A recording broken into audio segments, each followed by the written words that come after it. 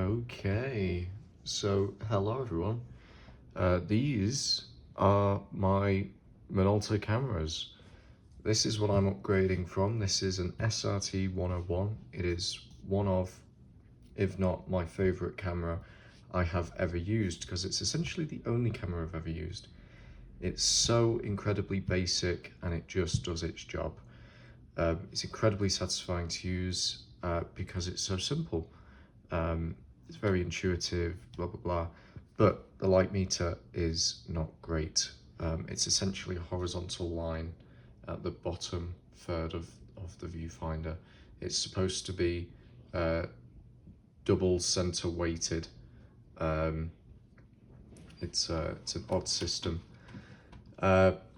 So I've been looking for a replacement for a long time, about 3 months, and well, they just never came up. I've now bought 3 separate Pentax MXs. None of them have worked.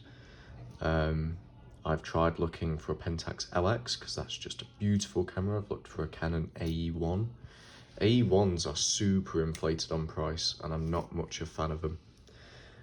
Anywho, this came up. This was a camera I wasn't initially interested in because I thought it's quite ugly. I still think that. Ooh, shit, that scared me.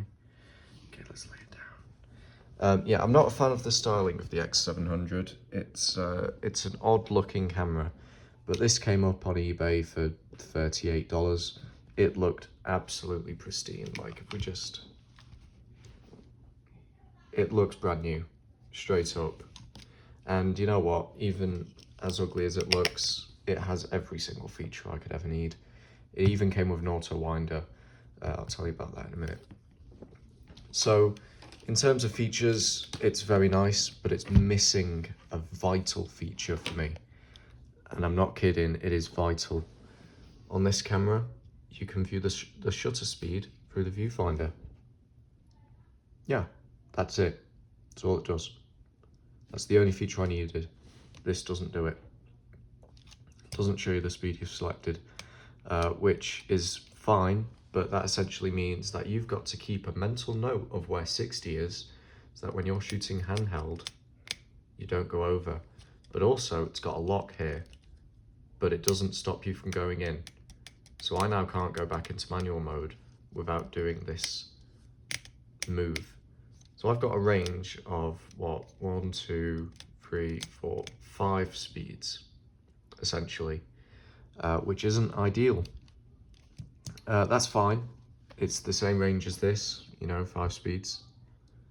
But at least I can view it in the viewfinder. This, not so much. If I turn it on,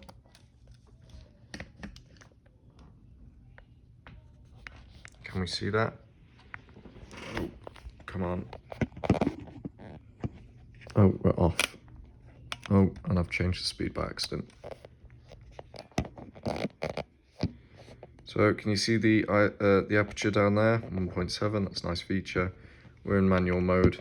It's flashing, so it can't meter it. Okay, let's look through. See the speeds on the right? So it's recommending 1/15. Now, how do I know it's 1/15 without exiting the viewfinder? Well, you can't. So that's a feature I'm not too keen on. Or a lack of a feature I'm not too keen on. I feel like that is such a basic feature that they should have included it.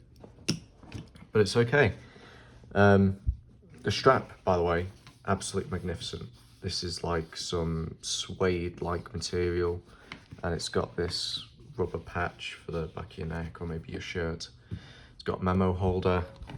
This does not. Shows you the speed, but you inevitably end up bumping it and it's not very reliable. So why do we have an auto winder on it? I'm not a professional, I don't need an auto winder.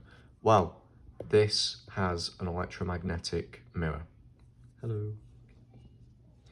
You can see me in the viewfinder there. It's an electromagnet to hold up the mirror, which means it does not function without batteries, and it also means it has very high power draw, especially at slow shutter speeds. There's around about 2 hours of mirror uptime So that limits you to about one exposure of 2 hours on bulb mode, or, you know, several hundred shots at 1/1000th. And that's with these, what are these? These are SR44 or LR44, both are compatible. The silver ones are better for cold, and I like the cold, so I went with those. But this is a rare winder. It has a battery peg in it, so the peg goes right into the battery socket of the camera, and there are 4 AA's that power the camera. That means I could do over 24 hours of exposure without needing to replace the batteries. However, there is no place to store the coin door.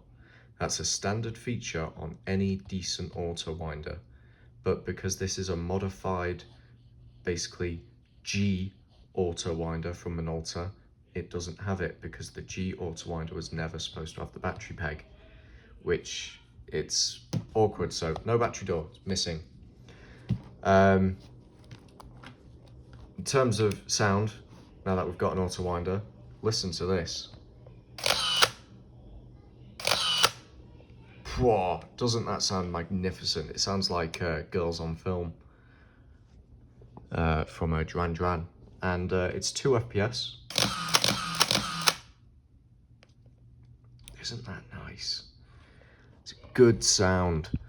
But yeah, so the auto winder doesn't have a place to put the battery door, so I've not got a battery door anymore. So it is now essential, but it's a rare version. It's not actually called the G, it's called the GP. I never heard anyone call it the GP except for a forum post I found on the internet, so take that with a grain of salt. But yeah, just look how magnificent this looks. If we put it on into sound mode, so let's turn it back on actually, and then we lift this lever,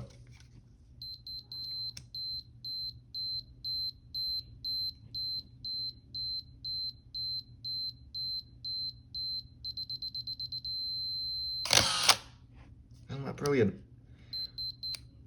It's also got exposure lock when you press it down. It's overall just a nice camera. I'm very excited to shoot with it. This winder is not much of an issue for me. I might struggle to fit it in my bag, and I really don't like big cameras. For context, I was upgrading to an MX because it was smaller than my 101. As you can see, it's essentially the same size. This is also the later version, so I'll need to replace the caps at some point, or they've already been replaced. Honestly, I wouldn't doubt it, but as long as it's working, I will keep it as is. So wish me luck. Thank you for watching.